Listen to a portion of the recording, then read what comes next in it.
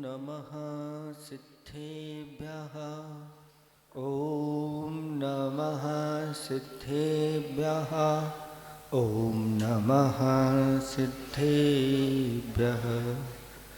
मंगलं भगवान् वीरो मंगलं गौतमो गणी मंगलं कुंदारियो जैन धर्मोस्तु मंगलम।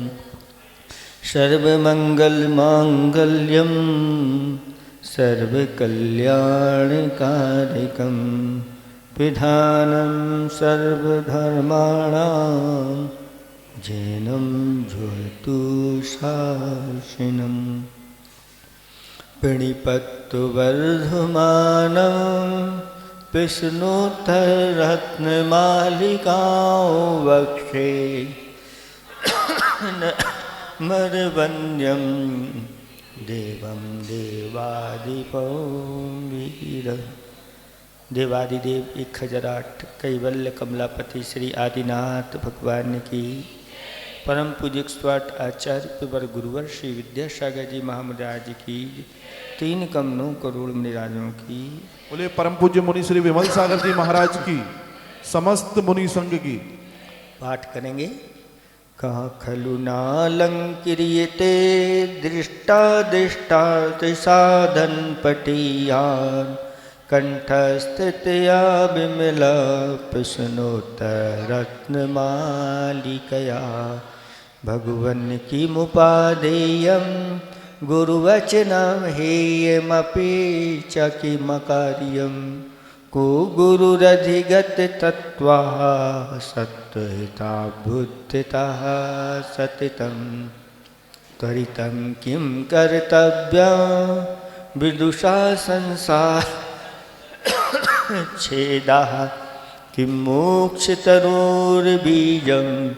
सम्यक् ज्ञानं क्रियासहितं किं पथदनं धर्मः का शुचिरे यशमानसं शुद्धं कः पंडिता विवेकी किं विषमोधीरिता गुरुवः किं संसारे सारं बहुसोऽपि विचिन्तमानमिदमेव मनुजेषु दृष्टतत्त्वं सुपरहितायोदितं जन्म मदिरेव मोहजनकः का स्नेहा के च दर्शवो विषया का भवल्ली तृष्णा को वैरी नन्बनोद्योगा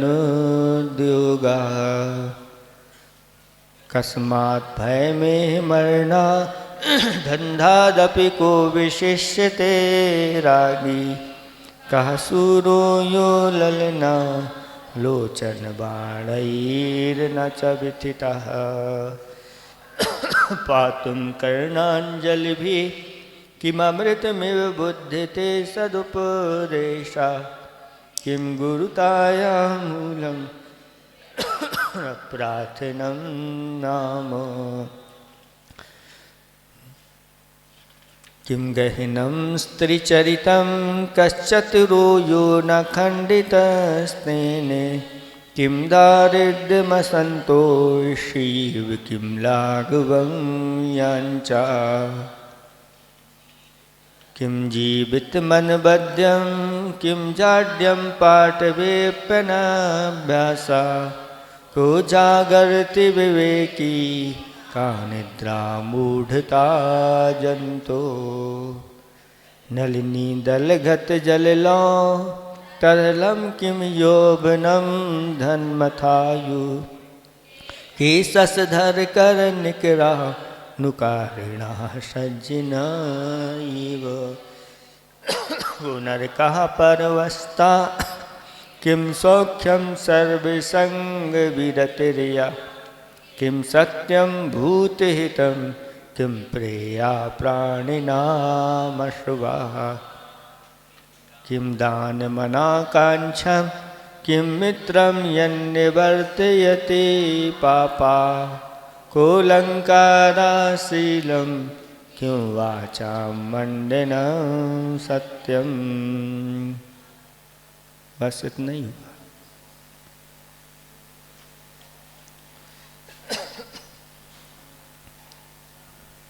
धर्म स्नेही भक्तात्माओं, प्रश्नोत्तर रत्न मालिका के 14 छंद हो चुके हैं। 15वें नंबर का छंद प्रारंभ हो रहा है। इसका उच्चारण करेंगे कि मनर्थ फलम मानस, कि मनर्थ फलम मानस मसंगतम का सुखावहा मैत्री, मसंगतम का सुखावहा मैत्री।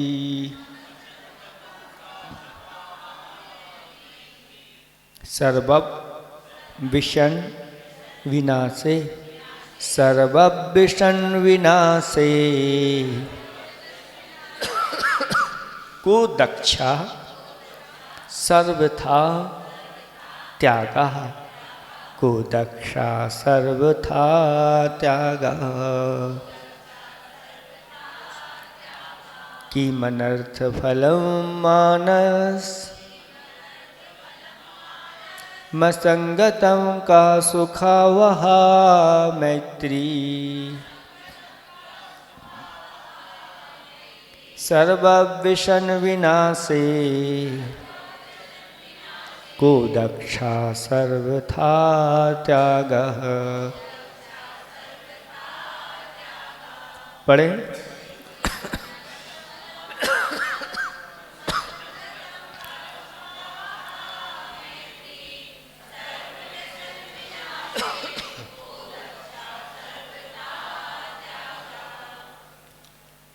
बन गया। अब इसका अर्थ देखें।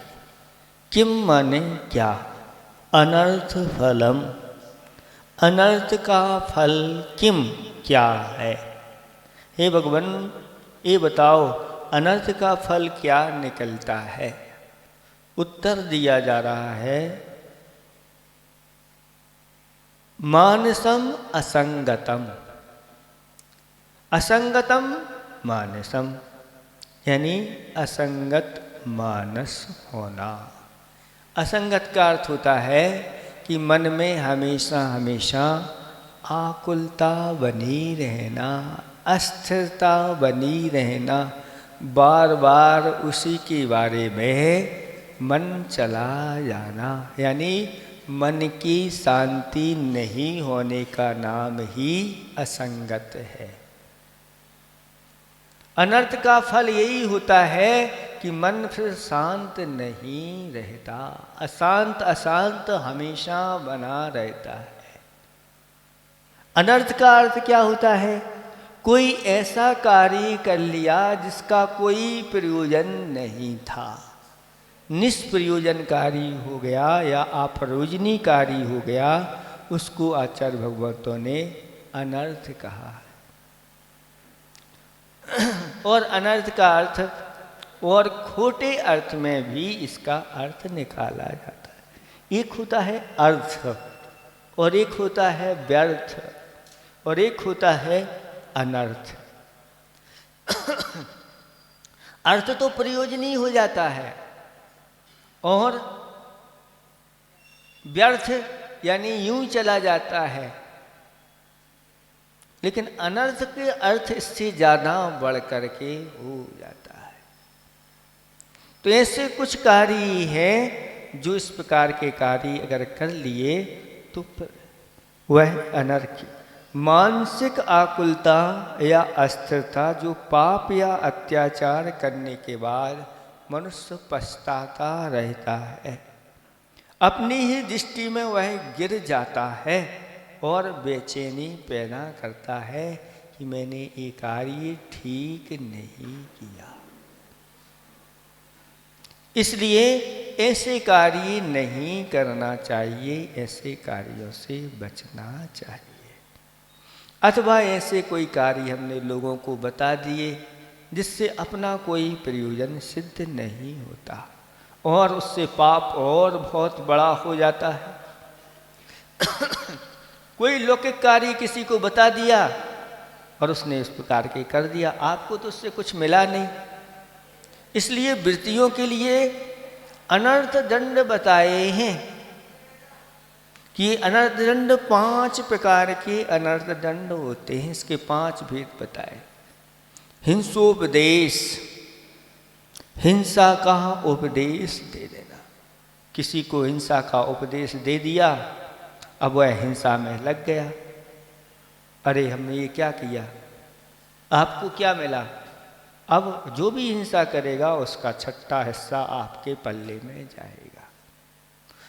तो आप बार बार फिर मन में, अरे ये ठीक नहीं किया हमने, ठीक नहीं किया। इसी प्रकार से कुछ मंदिर में मान लो हमने किसी से कुछ कह दिया, उसने मंदिर ही आना बंद कर दिया, अब हम आएंगे नहीं मंदिर। तो आपको अब दिन भर यही घूमेगा कि देखो मेरी वजह से वह मंदिर धर्म छोड़ दिया उसने। आपने समझाया तो अच्छा था, अच्छी बात कही थी, लेकिन उसने इस प्रकार के कार्य कर लिया कि मंदिर ही नहीं आता। तो अब आपके मन में हमेशा ये बनी रहेगी, बार बार वही बात घूमेगी, बार बार। तो कुछ ऐसे कार्य हो जाते हैं जो बार बार अपने मन में अशांति पैदा करने वाले हैं। ऐसे कार्यों से बचना चाहिए।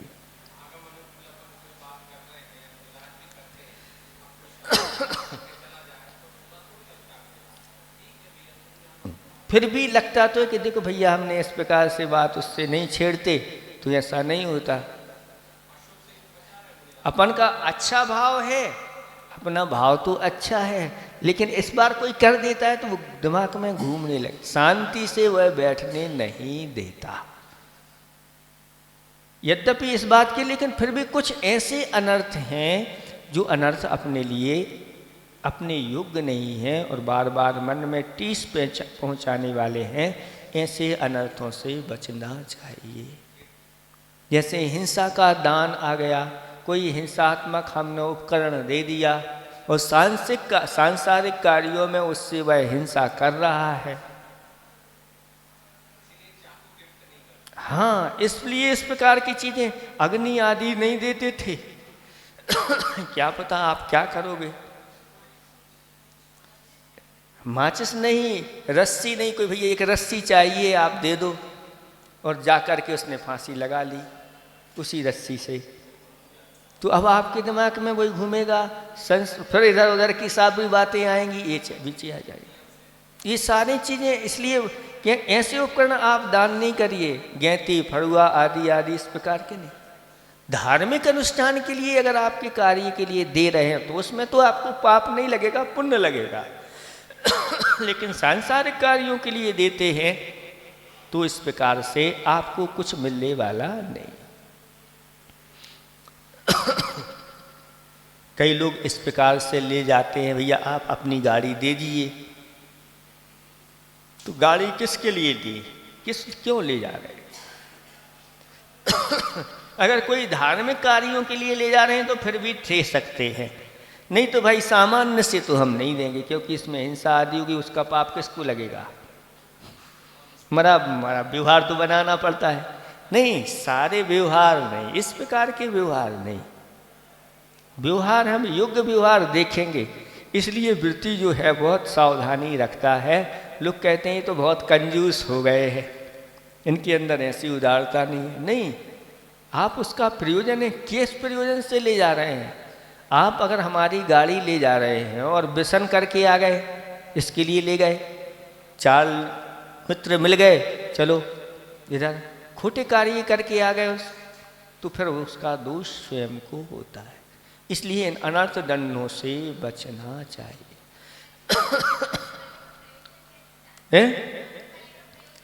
पूछना चाहिए ना, आप अपनी इतनी बड़ी चीज दे रहे हो, कल के दिन एक्सीडेंट करके आ जाएगा तो आपको पकड़ेंगे, किसकी गाड़ी है? फिर समझ में आ जाएगा आपको, अरे भैया अब नहीं देना हमें ऐसे किसी को। जब पुलिस आ जाएगी तो कहेगी ये आपकी गाड़ी है, आपकी गाड़ी से एक्सीडेंट हुआ है, चलो। तो ये सारी चीज़ें ना सोच विचार के इसी प्रकार से बैठे बैठे खोटा चिंतन कर लेते हैं। तो खोटा चिंतन तो कर लिया, पाप का बंध हो गया, लेकिन मिला क्या? कुछ भी नहीं मिला। जब उदय में आएगा तो उसका खोटा फल मिलेगा। तो हिंसा दान है। इसी प्रकार से किसी की जय और हार चिंतन करना, वह युद्ध में जीत जाए वह हार जाए, आपको क्या मिलने वाला है? ऐसी क्रिकेट वगैरह चलते हैं और घंटों आप उसमें अपना समय देते हो, एक की हार होती एक की जीत, लेकिन कोई ना कोई तो आप अपना पक्ष बना लेते हो कि ये इसकी जीत हो इसकी हार हो, और अपना पक्ष बना लेते हैं। जब वह अच्छे रन बनाता है तो आप खुश होते हो, और अगर आउट हो जाता है तो आप उदास हो जाते हो। यहाँ तक कि लोग इतने जोश में आ जाते हैं, अगर अपने पक्ष की हार हो गई तो टीवी ही फोड़ देते हैं। अब देखो आपको मिला क्या? जो जीता उसको वहाँ मिला, जो हारा उसको भी मिलता है। उधर दो पार्टी में हो रहा है क्रिकेट, और जीतने वाले को भी मिल रहा है और हारने वाले को भी मिल रहा है, और आपके 2-4 घंटे पाप में ही निकले और टीवी और फोड़ दी। और आप उस पार्टी से कहो कि भैया आप हार गए हैं, इसलिए हम गुस्सा में आके हमने टीवी फोड़ दिया, हमारा टीवी का नुकसान दो। तो क्या देगा? ऐसी स्थिति हो जाती। ये कहलाते हैं, क्या कहलाते हैं? अनर्थ कहलाते हैं। ये अनर्थ दंड है। अपने देश का भी हो रहा है तो आपको क्या मिलने वाला है?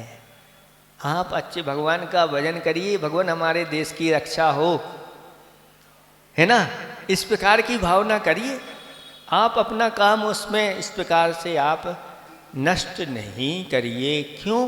क्योंकि आज की स्थिति बहुत ही गड़बड़ चल रही है, क्योंकि आप अपने देश के लिए कर रहे हो और उस गेम्स के माध्यम से अनेकों लोग दांव लगा रहे हैं। उस गेम्स को आप देख रहे हो, उसमें अनेक प्रकार की हिंसात्मक सामग्री की एडवर्टाइज चल रही है, तो आपका और सबका उसमें समर्थन हो रहा है, मन से सबका समर्थन, क्योंकि आप पसंद कर रहे हैं वो चीज़, उस गेम्स को आप पसंद कर रहे हैं, आप देख रहे हैं, आपका उसमें ऐड होते चले जा रहे हैं। कौन कितने लोग देख रहे हैं, कहाँ कहाँ चल रहे हैं, ये सब होती चली जा रही। तो ये अनर्थ, इससे मिलने वाला कुछ नहीं, पाप का बंध और होता चला है। इसलिए जो स्वाध्यायशील हो जाते हैं उनको समझ में आ जाती, इसलिए उससे बचना चाहते हैं, वहाँ रुकना नहीं चाहते, उन कार्यों में भाग नहीं लेना चाहते। देखो इसमें किस प्रकार से लिखा है, व्यर्थ में व्यक्ति कैसे कैसे पाप कमाता है, इसके बारे में कुछ बताइए जिससे व्यक्ति पाप से बच सके। आप किसी के यहाँ गए और आपने उनसे कहा भाई आपके घर का रसोईघर, सीढ़ी, शौचालय आदि वास्तु के अनुसार ठीक नहीं है, उसने उस स्थान के रसोई आदि ये सब तोड़वा करके और अनेक स्थान बना दिए, आरंभ कर दिया। तो आपको क्या मिला? बिना पूछे आपने सलाह। हाँ, आप कोई अगर इस प्रकार से वास्तुकार हो और बैठे हो और आपको वह 5,000 10,000 दे जाए, व्यापार आपका चल रहा है, तो आपको उसको बता सकते, लेकिन आपने बता दिया, आपको तो कुछ मिलने वाला नहीं है। इसलिए इस प्रकार की चीज़ों से बचना चाहिए।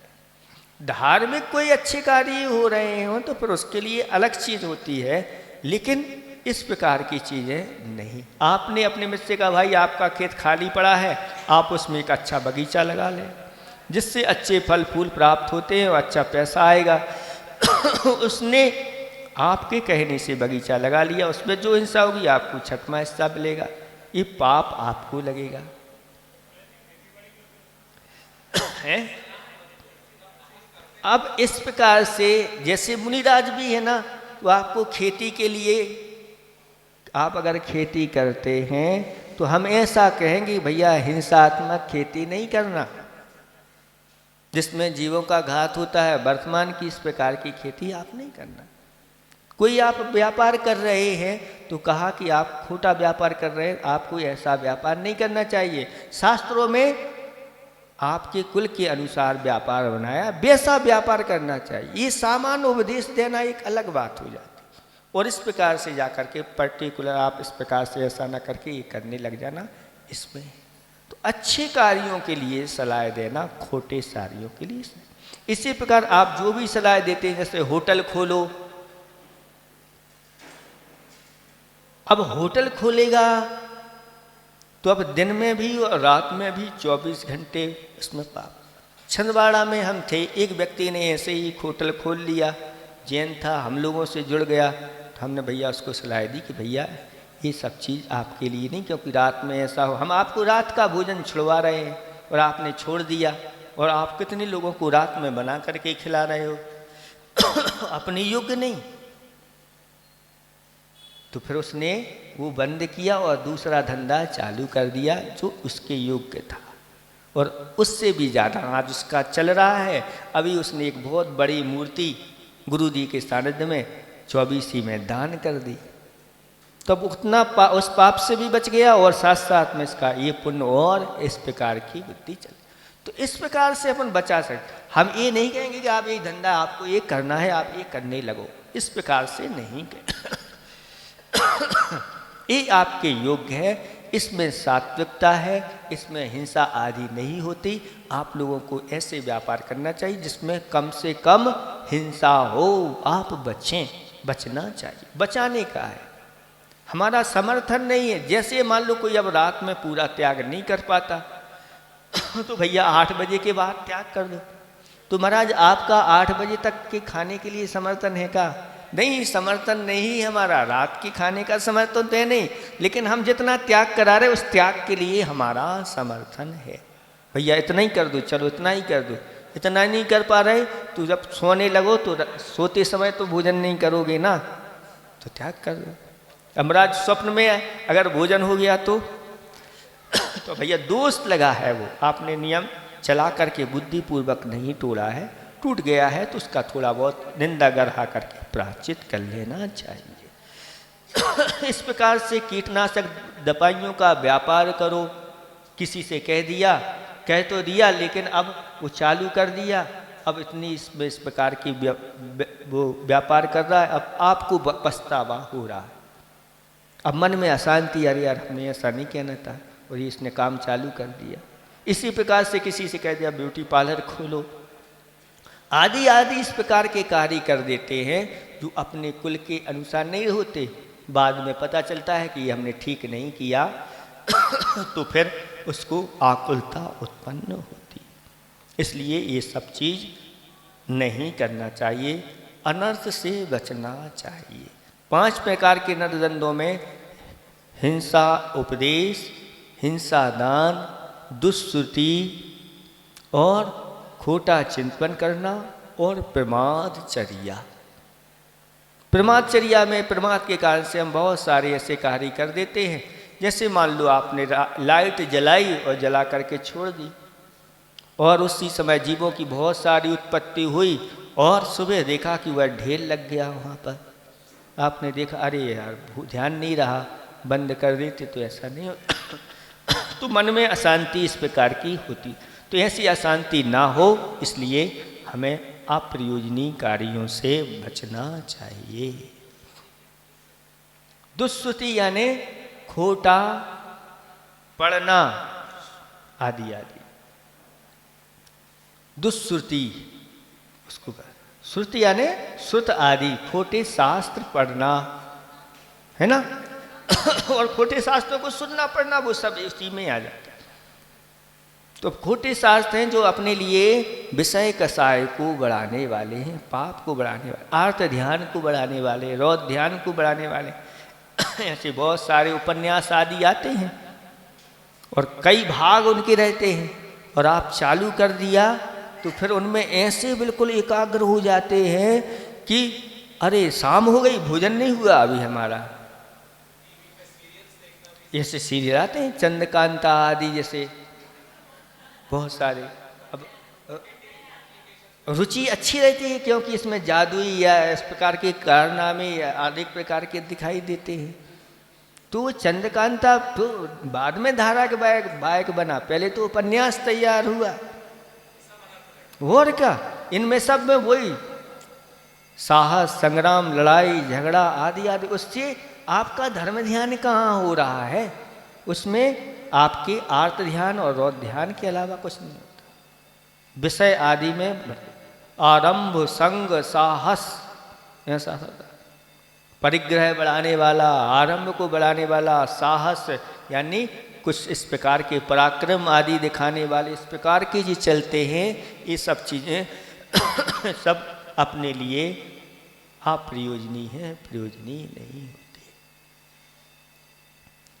तो इस प्रकार के अनर्थ दंडों से बचें। अगला प्रश्न है का सुखावहा। सुख आवहा का यानी सुख को देने वाली का चीज कौन सी है? यानी सुख आवहा का अर्थ होता है स्रोत। सुख का स्रोत क्या है? जैसे कुआं में स्रोत होता है तो उससे क्या आता है? जल आता है।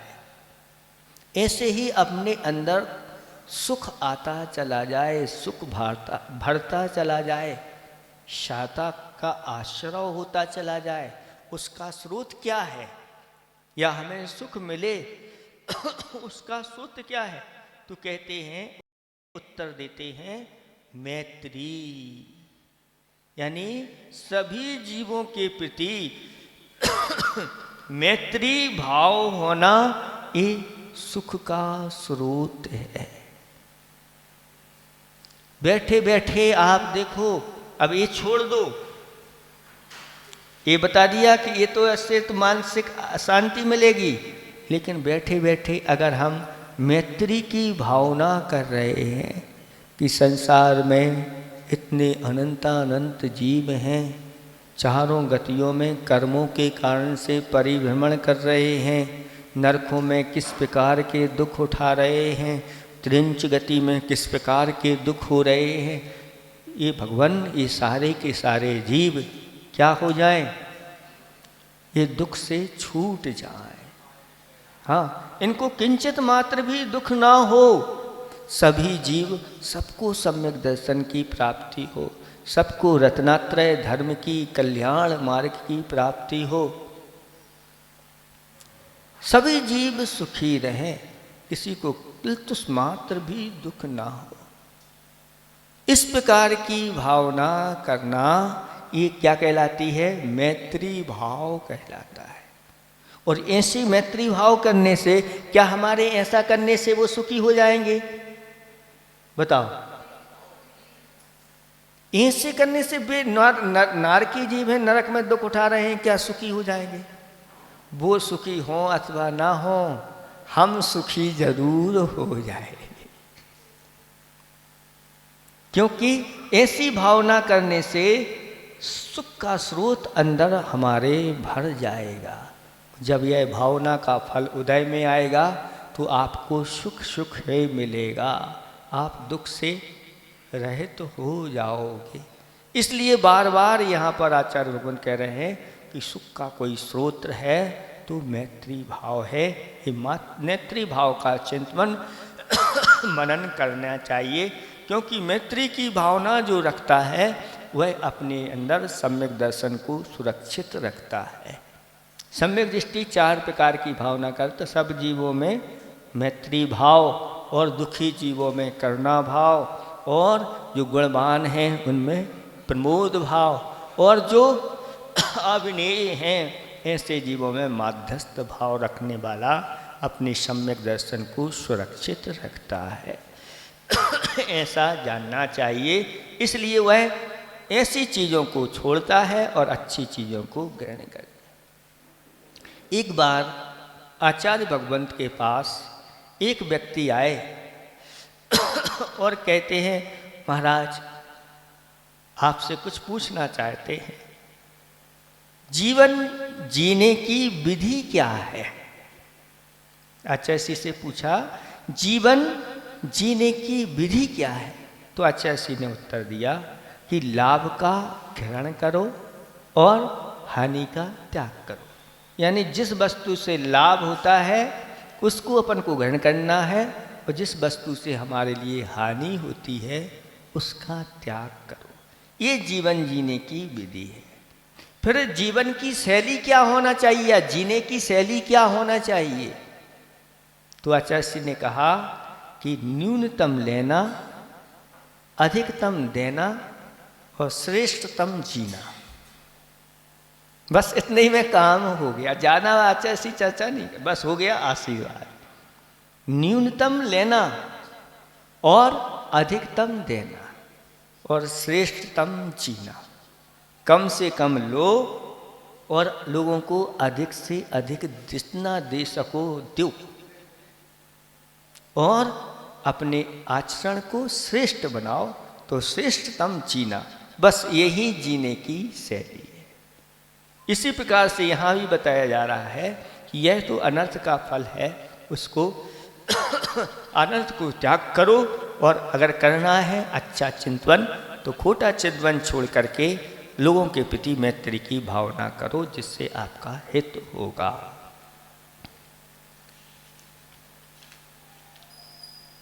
ठीक है, ये है मैत्री। कैसी पूंजी है? मैत्री भाव वात्सल्य ना, मैत्री भाव वात्सल्य ना खत्म होने वाली पूंजी है। ये कभी पूंजी खत्म नहीं होती, इसे हमेशा बांटते चलो, बांटते चलते जाना चाहिए। और भी वर्तमान में आज देखो इस प्रकार की चीज़ें हैं, नेट है, लैपटॉप है, कंप्यूटर आदि है, फेसबुक है, व्हाट्सअप है, आदि आदि, इसमें भी चीटिंग आदि अनेक प्रकार की होती है। ऐसी सब खोटी चीज़ों से बचना चाहिए। ये अपना अनर्थ करने वाली है, क्योंकि आर्त ध्यान और ध्यान में लगाने वाली है।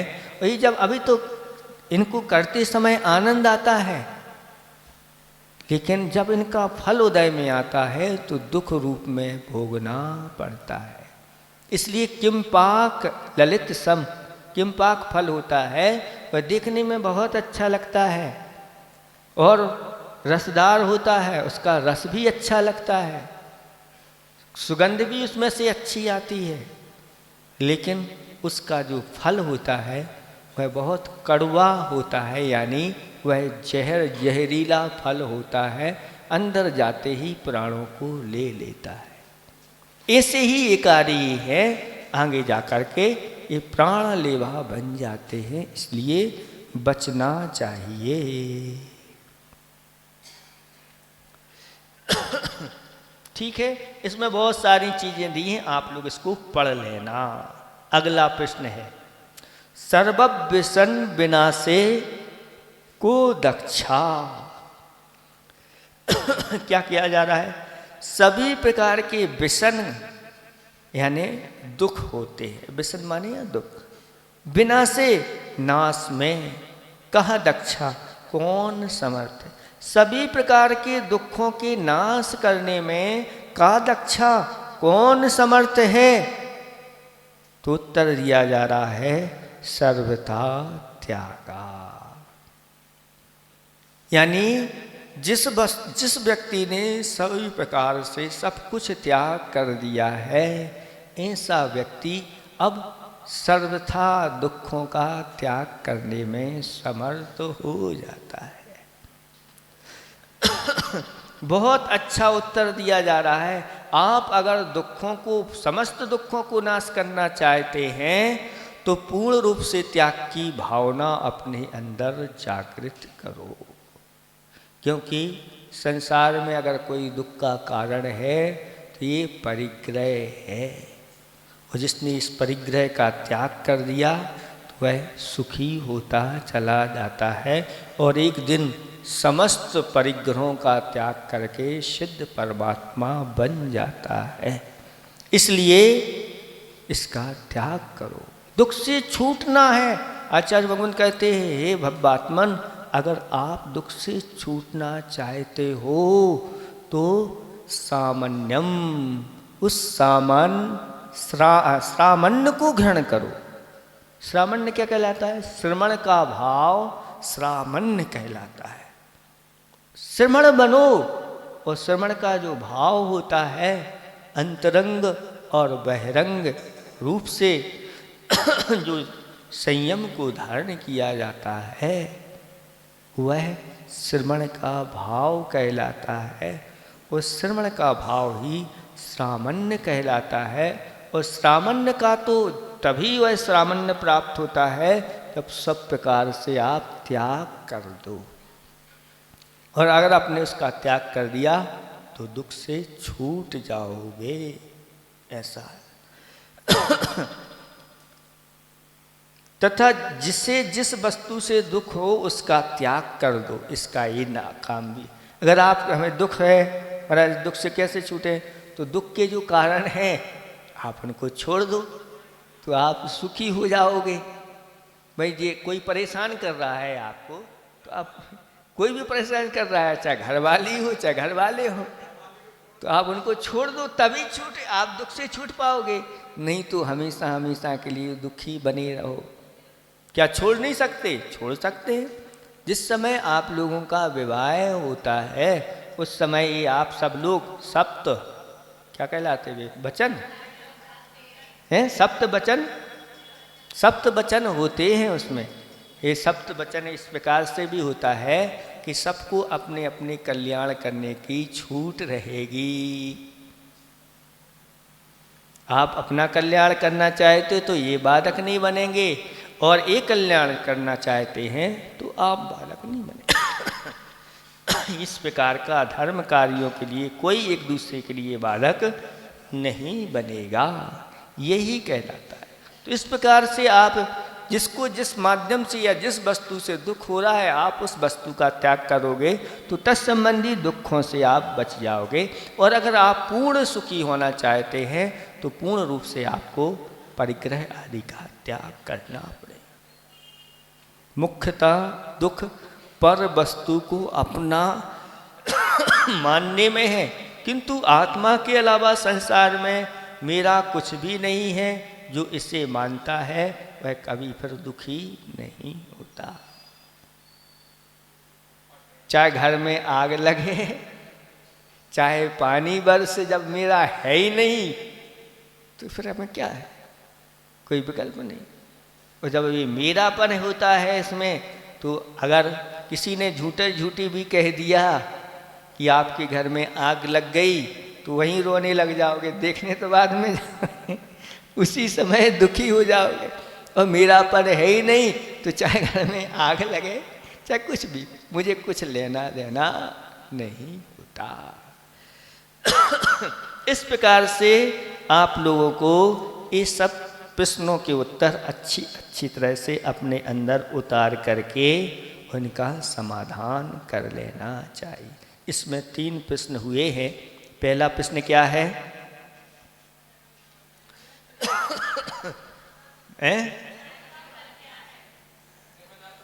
अनर्थ का फल क्या है?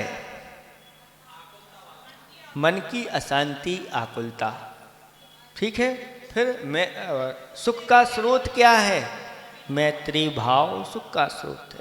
और फिर सभी दुखों को नष्ट करने में समर्थ कौन है? तो वह पूर्ण रूप से जो त्याग किया जाता है वह है। इस दुख लेना, यहाँ पर व्यसन माने दुख भी होता है, अथवा जो किए जाते हैं ऐसी कार्य वे भी व्यसन कहलाते हैं, क्योंकि ये दुख के कारण होते हैं। व्यसन यानी विशिष्ट रूप से उनका जो सेवन किया जाता है, खोटे कार्यों का जो छूट नहीं पाते, वो व्यसन की कोटि में आ जाता है। व्यसन, असन माने भोजन, विशिष्ट रूप से जिनका सेवन किया जाता है, उसके बिना चलता नहीं, आदत ऐसी बुरी आदत पड़ जाती है, उनको व्यसन कहा है। वह बुरी आदत ही हमारे लिए दुख का कारण बन जाती, तो व्यसन को भी यहाँ पर दुख कहा है, ऐसा जानना चाहिए। हिंदी छंद देखें। क्या अनर्थ का फल है उता है, आकुल व्याकुल मन होना, सुख कारक क्या वस्तु लोक में, मैत्री भाव सदा होना। सर्व दुखों को दूर करन में, है समर्थ क्या बतलाओ। सर्व परिग्रह त्याग करो, यदि मन वचन से सुख पाओ। मन वचन और तन से अगर सुख चाहते हो तो सभी प्रकार के परिग्रह का त्याग करो। इस तरह से ये आपका श्लोक हो गया। अब अगला श्लोक पढ़ेंगे। कौंधो योकारी रतः, कौंधो योकारी रतः, को बधिरो यह शृणोति न हितानि। को बधिरो यह शृणोति न हितानि। को मुको यह काले, को मुको यह काले, प्रियाणि वक्तुं न जानाति। प्रियाणि वक्तुं न जानाति। कौंधो योकारी रतः, को बधिरो या शृणोति न हितानि। को मुको या काले, प्रियाणि वक्तुं न जानाति।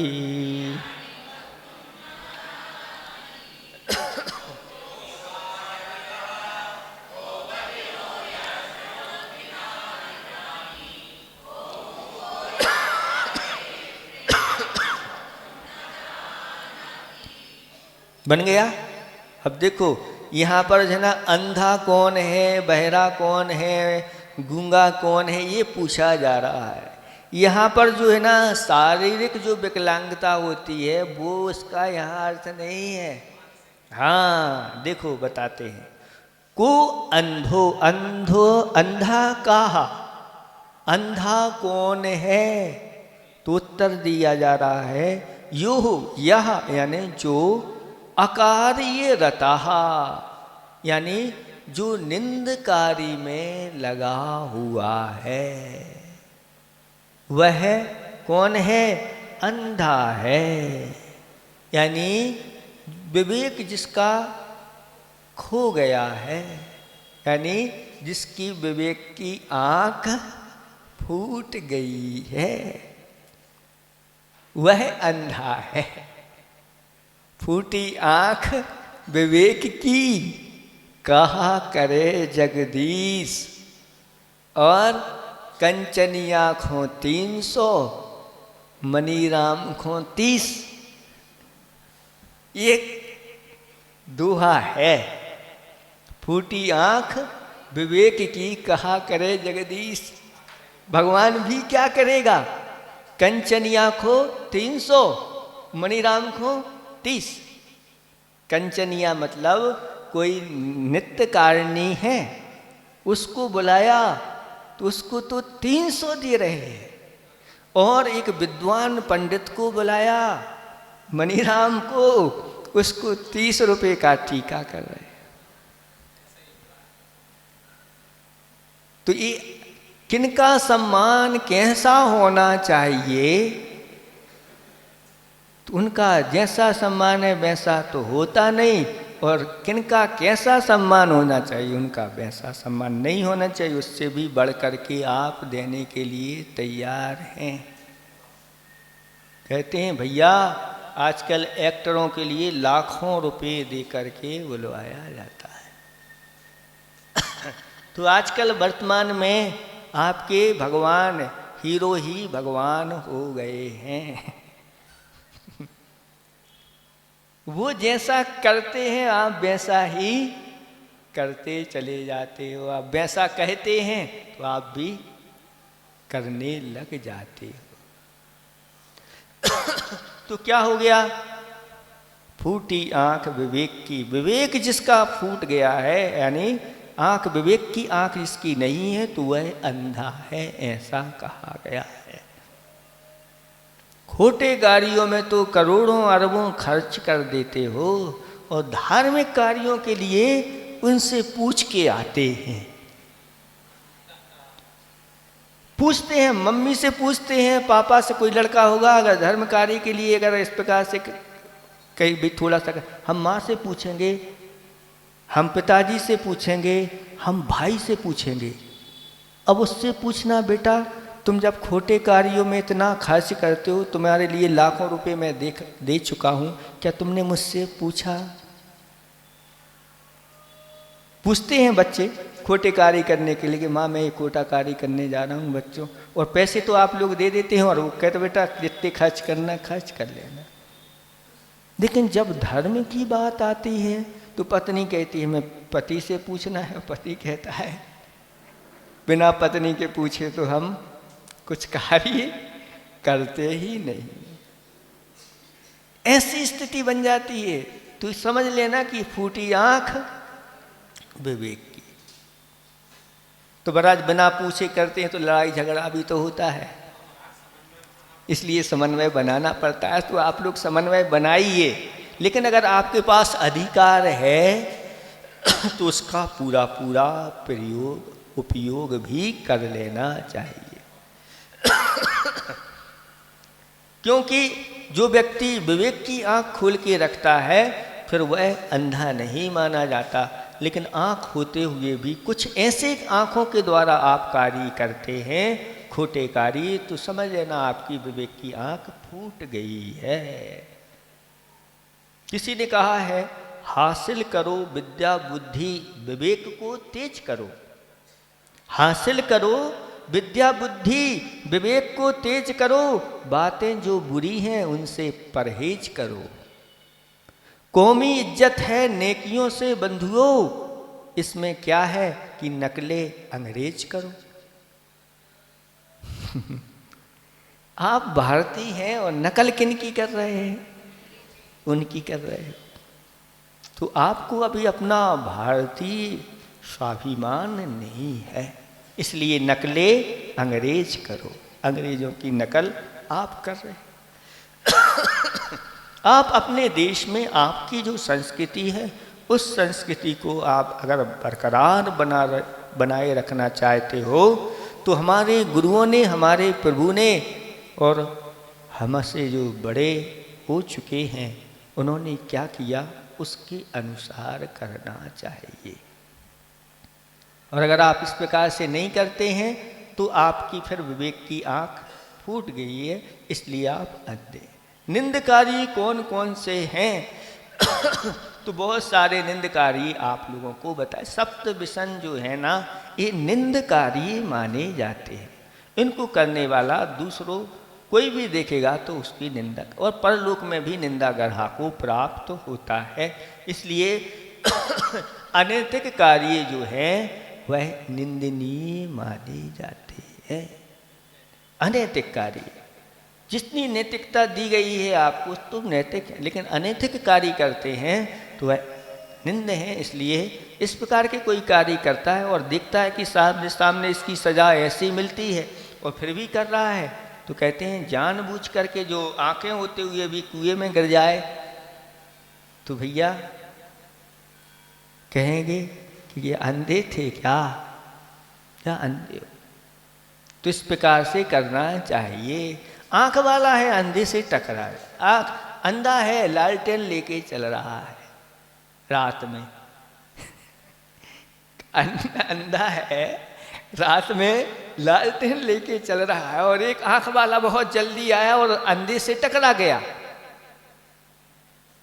और कह रहा है क्यों भाई अंधे हो क्या?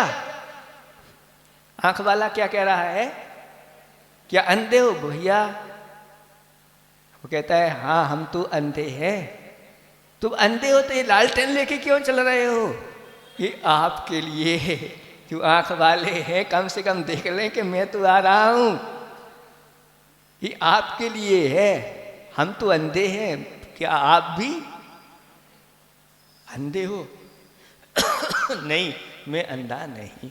इसलिए इस प्रकार के ये हो गया। फिर अगला प्रश्न है कुबधरो। बधिर कौन है, बहरा कौन है? तो कहते हैं या शृणोति ना हितानी, जो हित की बात नहीं सुनता, दो दो कान रख करके भी दुकान पे ही बैठा रहता है, लेकिन अच्छी धर्म की बातें सुनने के लिए उसके पास समय नहीं है। कोई हित की बात कह रहा है तो उसके पास समय नहीं है, तो उसके लिए यहाँ पर कह दिया कि बहरा है। जैसे रावण को हित की बात सुनाई गई, मंदोदरी ने भी कहा कि हे स्वामिन, आप एक स्त्री के लिए इतना उत्पात क्यों कर रहे हो, क्यों झेल रहे हो? ये सब चढ़ाई आदि हो गई है, अब तो कम से कम उसको छोड़ो। आपकी इतनी सारी स्त्रियां हैं 18,000 स्त्रियों के आप स्वामी हो, लेकिन एक स्त्री के पीछे जो कितना उत्पात हो रहा है, मान जाओ। जीते जी इस प्रकार से मेरी बात मान जाओ, हम सबको विधवा मत करो, नहीं तो क्या होगा, इतना सब होता चला जा रहा है, फिर भी आप सुन नहीं रहे हो, तो सुनेगा कैसे? अहंकार इस प्रकार का है, मिट जाऊंगा लेकिन झुकूंगा नहीं। हाँ, झुकूंगा नहीं और किसी की सुनूंगा भी नहीं है, झुकूंगा नहीं, मतलब यही है अहंकार है। अहंकार की हवा जब भरती चली जाती है तो वह कहता है और भरो और भरो और भरो, और एक दिन ऐसा समय आता कि फट जाता है, फूट जाता है। इसलिए जो किसी की नहीं सुनता और कोई अगर कहे भी तो उसके ऊपर और उल्टा क्रोधित होने लग जाता है, तो फिर वह कैसा है? बहरा है। कई बार ऐसी घटना, एक मुनिराज ने एक राजा को अच्छे से समझाया कि देखो इसकी बात सुन लो और इस प्रकार के इस राजपाट का परिग्रह आदि का त्याग कर दो, नहीं करते हो तो दुर्गति में चले जाओगे। लेकिन उसने बात नहीं सुनी और मर करके ही अपने ही धन के खजाने में जा कर के अजगर या सर्प का रूप सर्प बन गया। इसी प्रकार से बार बार जिनवाणी माँ हमारे लिए समझा रही है, समझ जाओ, नहीं समझोगे तो फिर आप जानो, आपका काम जाने, ऐसा जाने। और अगला प्रश्न है को मूको, मूक कौन है? यह काले प्रियाणी वक्तुम न जान। मूक का अर्थ होता है गूंगा। गूंगा कौन है? यह काले यानी समय पर, प्रियाणी वक्तुम न जानाति, यानी समय पर जो प्रिय वचन बोलना नहीं जानता वह क्या है? गूंगा है। कुछ ऐसे भी स्थान होते हैं जहाँ हमारा बोलना भी आवश्यक होता है, और कोई पूछे नहीं तो भी बोलना चाहिए। कोई कहे उपदेश दो तो देते हैं, अगर कोई नहीं भी कहे, और जहाँ धर्म और क्रिया आदि का नाश हो रहा है, धर्म नाशे क्रिया ध्वंसे सुसिद्धांतार्थ विप्लवे अपृष्टैरपि वक्तव्यम तत्स्वरूप प्रकाश में। जहाँ पर धर्म का नाश हो रहा है, धार्मिक क्रियाओं का विध्वंस हो रहा है, अपने सुसिद्धांत का लोप हो रहा है, उसका अलग ही लोग अर्थ लगा करके उल्टा सीधा करके और इस प्रकार की धर्म की क्रियाओं को नाश कर रहा है, तो ऐसे स्थानों पर बिना पूछे भी, बिना कहे भी, बिना निवेदन किए भी बोलना चाहिए और सही सही स्वरूप को बताना चाहिए। अगर नहीं बोलते हैं तो फिर मूक की कोटि में आ जाओगे। बोलने वाले होकर के भी गूंगा कहेंगे कि क्या गूंगा थे? उस समय तो कम से कम मना कर देते। अंजना सही समय पर नहीं बोली तो क्या हुआ? 22 वर्ष तक पति का वियोग हुआ। आप लोग पढ़ना, पद्म पुराण में ये घटना आई। चूंकि समय तो पुराना था, अतीत के काल का वो कर्म बने था, इसलिए उस समय वह नहीं बोली, ऐसा कर्म निमित्त बनना था और वो आना था। लेकिन अगर बोल देती तो फिर इस प्रकार से 22 वर्ष तक पति का वियोग नहीं सुनना पड़ता। इसलिए प्रिय बोलो तो प्रिय वचन बोलना चाहिए, समय पर प्रिय वचन तो बोलना चाहिए। अगर कहीं अप्रिय बोलने की बात आ जाए तो वहाँ पर मूक हो जाना चाहिए, बोलना नहीं चाहिए। प्रिय वचन से विपरीत प्रवृत्ति करने वाले भी अपने अनुकूल बन जाते हैं। प्रतिकूल भी है तो अनुकूल है। इसलिए आचार्य ने कहा आधी रात को विभीषण आ मिला, राम राम थे। आधी रात को विभीषण आ मिला, राम राम थे। जब विभीषण आया तो लक्ष्मण जी कहते हैं कि ये मेरा शत्रु पक्ष का व्यक्ति आया है, इससे हम कैसे मिल सकते, ऐसे नहीं मिल सकते। लेकिन राम कहते हैं आने दो, और आकर के वह राम से मिल जाता है। इसलिए ये सब प्रिय वचन, रामचंद्र जी हमेशा प्रिय वचनों का प्रयोग करते थे। और लक्ष्मण जी हमेशा गरम हो जाती थी, गाड़ी जल्दी गरम हो जाती। तो शांत रहा, शांत रहा, इस प्रकार से शांत करते रहते थे। ऐसे हीन वचनों को भी बहुत सोच विचार कर, एक बार यह वचन निकल जाते हैं तो फिर वापस नहीं आते। और फिर वापस नहीं आती तो बहुत बड़े बड़े विप्लव करा देते। वचनों के माध्यम से ही महाभारत होती है, हुई है, आप जानते हैं। हाँ हाँ, अंधे का बेटा अंधा ही होता, बस महाभारत प्रारंभ हो गई। वह वचन चुभ गए अंदर से, अब देखते हैं सबसे सब लपेटे में आ जाते हैं। इसलिए वचनों का प्रयोग करना अच्छी तरह से करना चाहिए, सिखाना चाहिए। भैया यहाँ भी अच्छे बोलना है और वहाँ भी अच्छे बोलना है। अपनी बेटियों के लिए इस प्रकार के संस्कार देना चाहिए, क्योंकि इस कुल की भी शोभा बढ़ाना है, उस कुल की शोभा बढ़ाना है। ऐसा नहीं कि वो बिल्कुल। एक क्या हुआ कि लड़की देखने वाले आए और लड़की देखने वाले से लड़की को देख लिया, सब हुआ।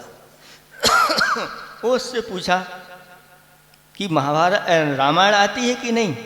वह कहती आती है, सुनाए देते हैं। उसने पढ़ के सुना दिया। तो फिर कहा महाभारत भी सुना दोगी क्या। तो कहती नहीं, महाभारत तो हम वहीं जाके महाभारत तो हम प्रैक्टिकल में आपको दिखा देंगे, ये तो हम पढ़ करके यहाँ भी रामायण चल रही है। तो फिर इस प्रकार की शिक्षा आप लोगों को नहीं देना। यहाँ भी रामायण चले और वहाँ भी अच्छी तरह से चले, दोनों का सामंजस्य बैठता। तो प्रिय वाक्य प्रदादेने सर्वे तुष्यन्ति जंतवा तस्मात् तदेव वक्तव्यम, बचने का दरिद्रता। वचनों में किसी प्रकार से दरिद्रता नहीं करना चाहिए। जब मिले हैं वचन तो फिर प्रिय वाक्य प्रदान करना चाहिए, क्योंकि प्रिय वाक्य प्रदाने ने सर्वे तुष्यन्ति जंतवा। प्रिय वाक्यों से सभी जंतु या सभी प्राणी संतुष्ट हो जाते हैं। तस्माद एव वक्तव्यम, इसलिए इस प्रकार के वचनों का प्रयोग करना चाहिए। बचने का दरिद्रता फिर वचनों में किसी प्रकार की दरिद्रता नहीं करना चाहिए। ठीक है, इस तरह से ये आ गया कि समय पर आप अच्छे वचन, आपस में आप लोग मिलते हैं तो आपस में आप जय जिनेन्द्र करो। जय जिनेन्द्र करने में आपका क्या लग रहा है, क्या जा रहा है, जबकि जय जिनेन्द्र, जिनेन्द्र की जय बोली जा रही है, उसकी जय नहीं कर रहे हैं। जय जिनेन्द्र करके एक दूसरे का अभिवादन कर रहे हैं। जितनी बार भी जय जिनेंद्र बोलोगे उतना ही आपका पुण्य बढ़ता चला जाएगा।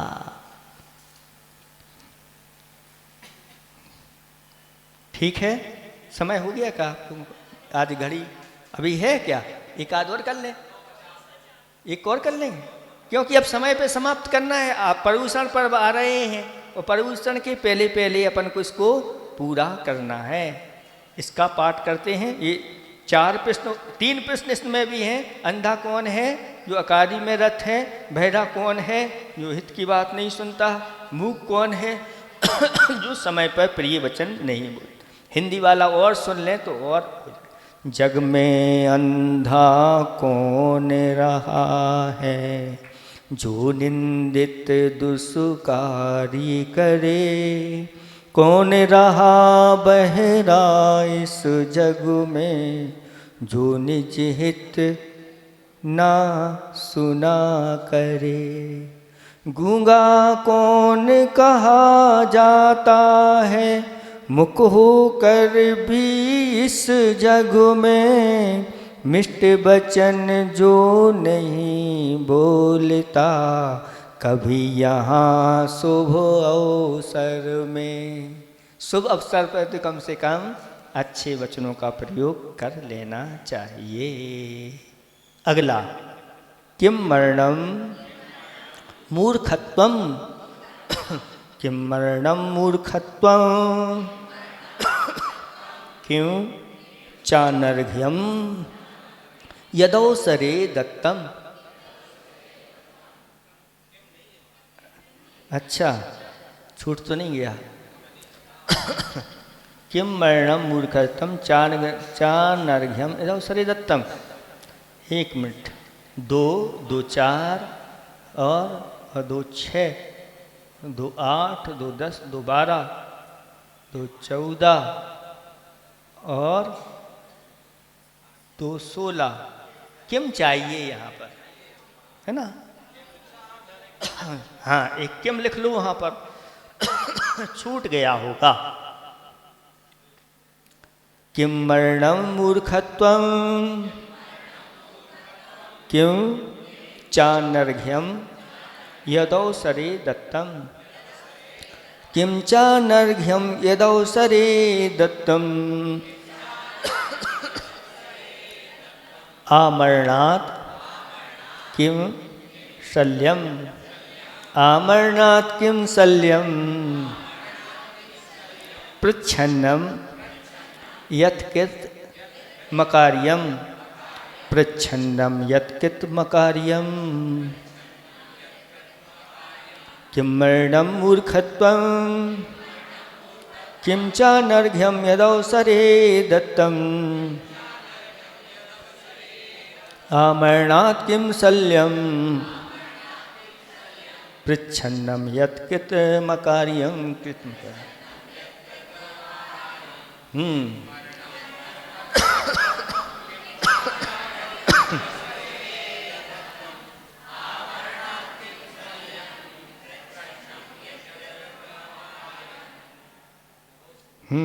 अब देखें, किम मरणम, मरण क्या है? तो उत्तर दिया जा रहा है मूर्खत्वम। मूर्खपना ही मरण, मूर्ख बने रहना मरण के समान है।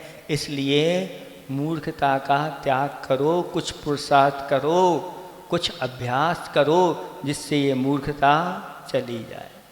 जिस व्यक्ति में बुद्धि नहीं है, बुद्धि नहीं होने से अनेक बार अपमान को सहन करना पड़ता है और अपमान वह मरण के समान हो जाता है, ऐसा जानना चाहिए। इसलिए इस प्रकार की मूर्खता नहीं करना चाहिए। कुछ काम भी ऐसे मूर्खतापूर्ण हो जाते। एक राजा राजगद्दी पर बैठा, वह बैठते ही वह क्या करता है? वह कहता है अपने सारे सभासदों से कि जाओ सबसे बड़ा मूर्ख जो है उसको खोज के लाओ। तो सब लोग इसी में लग गए। पिछले दिन राजा के सामने एक व्यक्ति को खड़ा करता, राजा उस देता, कहते ये नहीं, ये नहीं, ये नहीं, ऐसे करके राजा इसी में लग गया। सारे प्रजा की सुख दुख को तो भूल गया और इसी कार्य में लग गया। एक व्यक्ति आया और कहता है, राजा मैंने सबसे बड़े मूर्ख की खोज कर ली है। आप हमारे लिए क्षम करें तो हम बता सकते हैं, क्षमादान करें। राजा आप बताओ कौन है, हमने ढूंढ लिया, कहाँ है वो? राजा आप ही सबसे बड़े मूर्ख हैं, जो आप सब प्रजा के सुख दुख को भूल करके प्रजा तो परेशान हो रही है और पड़ोसी राजा चढ़ाई करने की तैयारी कर रहा है और आप इस खेल में लगे हुए हो। तो इससे बड़ा मूर्ख और कौन हो सकता है? इसलिए इस प्रकार की मूर्खताओं आदि का त्याग करना, यानी मूर्ख वो कहलाता है बुद्धि नहीं होने के कारण से बिना विचारे किसी कार्य को वह करने लग जाता है, वह मूर्ख की कोटि में आ जाता है। ऐसे बहुत सारे मूर्खों की कथाएं हैं। 4 मूर्ख की कथा तो आप लोगों ने सुनी है, जिन्होंने अनेक प्रकार से अनेक अनेक विद्याओं में वह निपुण हो गए। और जब वो जा रहे थे, रास्ते में एक जगह पर डेरा डाला तो एक जो ना क्या था, वो बड़ा ही था, एक से एक आकृतियाँ बना देता था। तो उसने लकड़ी ला करके और शेर की आकृति बना दी। तो एक पेंटर था, तो उसने उसके ऊपर से अच्छे से पेंटर करके बिल्कुल सिंह जैसा बना दिया। एक मंत्रवादी था, तो उसने मंत्र डालना प्रारंभ किया, और जब मंत्र डालना प्रारंभ किया तो वह साक्षात शेर बन गया, और शेर बन करके उसी को तो ऐसी मूर्खता अच्छी नहीं है। अगला प्रश्न है, किम चा अनर्घ्यम। किम माने क्या, चा माने और, अनर्घ्यम यानी बहुमूल्य। बहुमूल्य क्या है, कौन सी वस्तु बहुमूल्य है? तो उत्तर दिया जा रहा है, यत अवसरे दत्तम। वह जो अवसर पर दिया जाता है वह बहुमूल्य हो जाता है। अवसर पर जिस वस्तु की जो आवश्यकता है वो तुरंत आप दे देते हैं और उससे उस कार्य की सिद्धि हो जाती है, तो वह आपका दान बहुमूल्य हो जाता है। समय पर दिया गया दान ही बहुमूल्य है। जब प्यासा कोई व्यक्ति आ जाए उसको पानी पिला दो, वो बहुमूल्य हो जाता है वह आपका पानी। क्योंकि प्यासा व्यक्ति है, ऐसी आती है घटना कि रत्नों की गाड़ी भरे हुए है और रेगिस्तान है और प्यास लगी हुई है और वह पानी की तलाश में, अगर पानी नहीं मिला तो मर जाएगा। उधर से कोई घड़े में पानी लेकर के आ रहा है और कहता है हम पिलाने के लिए तैयार हैं और बदले में 1 लोटा पानी पिलाएंगे और 1 लोटा रत्न लेंगे। तो वो कहता है 1 लोटा क्या, 2 लोटे भी मैं दे दूंगा, लेकिन 1 लोटा पानी पिला दो। मतलब अवसर पर जो वस्तु है उसकी बहुत कीमत हो जाती है, इसलिए अवसर पर ऐसे दान आदि करना चाहिए। मुनिराजों का दान क्यों अमूल्य हो जाता है? क्योंकि मुनिराज एक बार दिन में भोजन करते हैं और भोजन करने के लिए निकले हैं, अगर उनके लिए आहार दान दिया जाता है तो वह अमूल्य हो जाता है। मतलब उसका पुण्य इतना वह संचय कर लेता है कि कभी खत्म नहीं होता। क्यों? क्योंकि मुनिराज को उस समय भोजन की आवश्यकता है। अगर भोजन नहीं मिलेगा तो वह अपने आवश्यक नहीं कर पाएंगे, अपने जीवन को सुरक्षित नहीं रख पाएंगे, अपने संयम को सुरक्षित नहीं और धर्मोपदेश आदि भी नहीं कर पाएंगे, आदि आदि। तो ये बहुमूल्य हो जाता है। आप लोगों को सुनाया था कि उस व्यक्ति ने अपने लिए भोजन बनाया, उसके भी उसने उतना ही घर में था, इसके अलावा कुछ नहीं था। दूसरी टाइम खाने के लिए भी कोई सामग्री वह इकट्ठी नहीं करता था, क्योंकि उसका भोग परिमाण वृद्ध था। दूसरी टाइम के लिए भी सामग्री नहीं रखता था, जितना है एक बार के लिए हो गया, और उसमें भी अतिथि सत्कार कर रहा है। ये बड़ी विचित्र बात है। और अतिथि सत्कार किया। और ऐसे अतिथि मासुवासी, चतुर्थ काल की बात है, और मासुवासी आ गए और जब उन्होंने आहार किया तो देवों ने आकर के पंच आश्चर्य किए, रत्नों की वर्षा की, पुष्प वृष्टि आदि वर्षा की। तो ये कहलाता है अवसर पर दे देना। अवसर पर दिया गया दान बहुमूल्य हो जाता है, ऐसा जानना चाहिए। इसलिए समय की बहुत कीमत होती, उस समय पर उस कार्य को कर लेना चाहिए। और क्या है? अमरणात् किम शल्यम, मरण पर्यंत किम शल्यम, वह शल्य क्या है जो मरण के अंत तक चुभती रहती है। तो कहा जा रहा है, उत्तर दिया जा रहा है, पृच्छन्नम यत् कृतम अकार्यम, यानी यत् अकार्यम, जो नहीं करने योग्य कार्य है, पृच्छन्नम कृतम, गुप्त रीति से किया गया है। और गुप्त रीति से किया गया यह पाप फिर मरण तक वह शल्य देता है। अगर इस पाप का प्रायश्चित नहीं किया तो उसका मरण खोटा मरण हो जाता है। इसलिए कोई भी गुप्त कार्य किए हैं, मन में शल्य बैठी हुई है, तो गुरुओं को पर जा करके उसको निवेदन करके, अपनी निंदा गढ़ा आलोचना करके उसका प्रायश्चित लेकर के शुद्ध हो जाना चाहिए। वर्तमान में बहुत सारे ऐसे गुप्त कार्य होते हैं और योवर्सन आदि हो जाते हैं। गर्भ में ही उस नवजात शिशु को मार दिया जाता है, महान पाप का संचय होता है। ऐसे लोग करते हैं, आगे जाके उनके कर्म ऐसा बनता है कि आगे जाके संतान आदि की प्राप्ति उनके लिए नहीं होती और भव भव में उनको रोना पड़ता है। इसलिए इस प्रकार के कार्य मन में बार बार शल्य देने वाले होते हैं। इसलिए शल्य को निकाल करके प्रायश्चित लेकर के शुद्ध हो जाना चाहिए। और भी ऐसे कई प्रकार की चीज़ें हो सकती हैं। इसलिए अगर अपना मरण अच्छा करना है, समाधि मरण करना है तो जो भी दोष लगे हों अपने जीवन में वो सब निकाल के बाहर कर देना चाहिए, नहीं तो मरण काल तक यह शल्य लगी रहती है, ऐसा जानना चाहिए। ठीक है, इसमें 3 प्रश्न हुए। मरण क्या है?